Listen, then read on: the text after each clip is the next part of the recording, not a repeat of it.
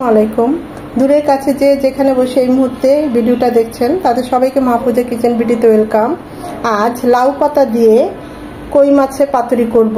হ্যাঁ, লাউয়ের যে শক্ত পাতাগুলো বড় বড়, সেই পাতাগুলো দিয়ে এই বড় বড় কই মাছ পাতুরি করব। খুবই অল্প মশলায় এবং খুবই ঝটপটে, খেতে অসাধারণ হয়। তো চলুন কথা না বাড়িয়ে আমরা মূল ভিডিওতে চলে যাই। লাউ পাতা দিয়ে কই মাছের পাতুরি করব, তাই এখানে 6টি কই মাছ ভালোভাবে কেটে ছেটে ধুয়ে পানিটা ছড়িয়ে নিয়েছি। মাঝখানে এভাবে একটু কেচে দিয়েছি যেন মশলাগুলো ভালোভাবে ঢোকে এবং ভালোভাবে কুক হয়। আর এখানে একদম বড় বড় একটু শক্ত টাইপের মানে বাত্তি টাইপের পাতাগুলো নিয়েছি, খুব ভালোভাবে ধুয়ে পানিটা ছড়িয়ে নিয়েছি। যেহেতু আমাদের মাছগুলো বড়, তাই এখানে একটু বড় বড় পাতাই নিতে হবে।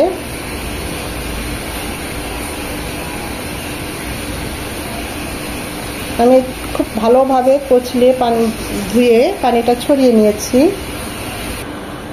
কই মাছের পাতুরিটা করার জন্য এখানে আমি 2 চামচ আদা রসুনের পেস্ট, 1 চামচ আদা 1 চামচ রসুন নিয়েছি, 1 চামচ শুকনো মরিচ গুঁড়ো, ঝালটা যে যেমন পছন্দ করেন ওই অনুযায়ী দিবেন। 1 চামচ একটু কম হলুদ গুঁড়ো, 1/2 চামচ ভাজা জিরে গুঁড়ো, কুচু করে 2 চামচ সর্ষে বাটা, স্বাদ মতো লবণ। এখানে আমি সাদা কালো মিলিয়েই সর্ষে বাটাটা দিয়েছি। আর দিয়ে দিব 3 চামচের মতো সর্ষের তেল।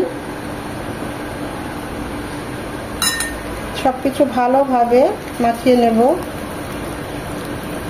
আমি কাঁচা মরিচ দেব, সেজন্য মরিচ গুঁড়োটা একটু কমিয়ে দিয়েছি, আপনারা চাইলে বাড়িয়ে দিতে পারেন।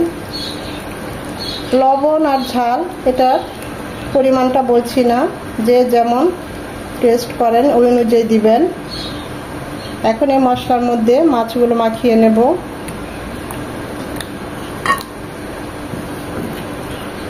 এটা অনেকটা ইলিশ মাছ আমরা যেরকম পাতুরি করি, আমি করেছি ঠিক এরকমই। কই মাছ দিয়েও খুব ভালো হয়, লাউ পাতা দিয়ে বা কুমড়ো পাতা দিয়ে। লাউ পাতা দিলে বেশি টেস্ট হয়, কারণ লাউ শাকের যে ফ্লেভারটা অসাধারণ। শাক তো এমনি অন্যরকম, আর সাথে ইলিশ মাছ বা এরকম বড় বড় কই মাছ বা যে কোনো মাছ দিয়েই করা যায়, চিংড়ি মাছ। এ পর্যায়ে আপনারা লবণটা টেস্ট করে নিতে পারেন।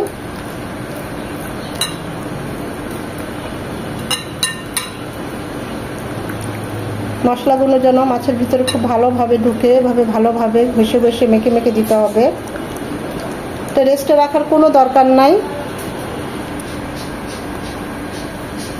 একটা মাছ এভাবে দিয়ে দিলাম, সাথে আরেকটু মশলা, একটা কাঁচামরিচ এভাবে মাঝখানে করে দিয়েছি যেন ঝালটা বেরিয়ে আসে। এটা বের হবে না, একটু চাপ দিয়ে ধরলেই তেলের মধ্যে লেগে থাকবে। আমি তো এভাবেই রেখে দিলাম। যেহেতু মাথাটা বেরিয়ে গিয়েছে, তাই আমি আরেকটা পাতা দিয়ে মুড়িয়ে দিলাম। পাতাটা একটু ছোট।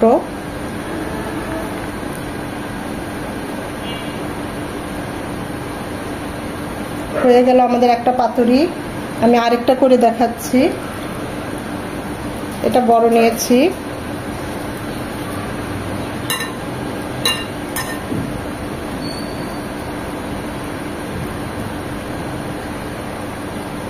একটা মরিচ,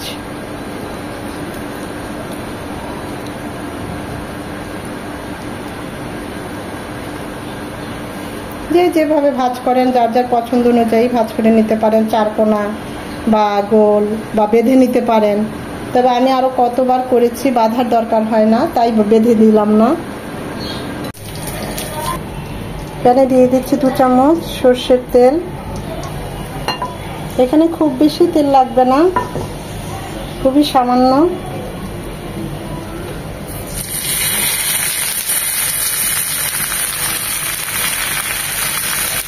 দুটো করে দেই। একদম লো টু মিডিয়াম হিটে চুলার আঁচ থাকবে। প্রথমে 5 মিনিট ওপাশটা হওয়ার জন্য ঢেকে দেব।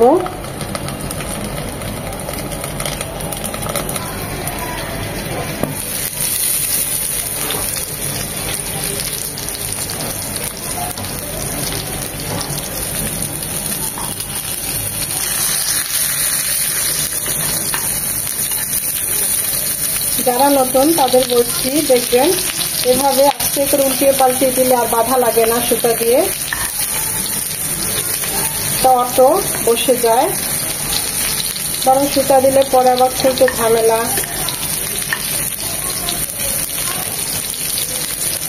ওপাশটাও আরো 5 মিনিট হবে। আমাদের কই মাছের পাতুরিগুলি অলমোস্ট ডান। বাকিগুলো এভাবে ভেজে নেব উল্টিয়ে পাল্টিয়ে।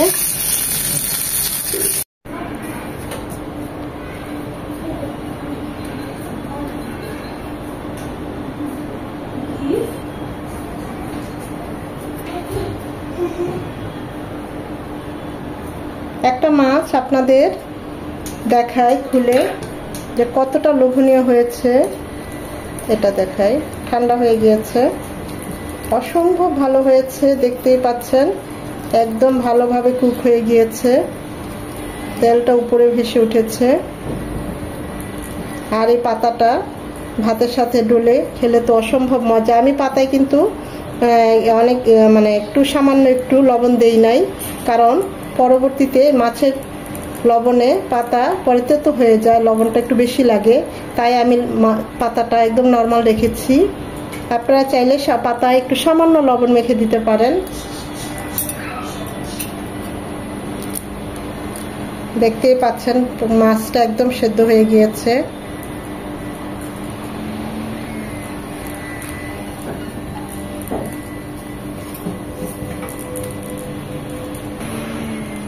অবশ্যই একবার হলেও ট্রাই করবেন। আর এরকম গরম গরম ভাতের সাথে এরকম একটা কই মাছের পাতুরি হলে তো আর কোনো কথাই নেই, সাথে আবার এই লাউ পাতা দিয়ে অসম্ভব মজা হয়। সত্যিই বলছি, খুবই মজা হয়। একবার হলেও ট্রাই করবেন, এটা আপনাদের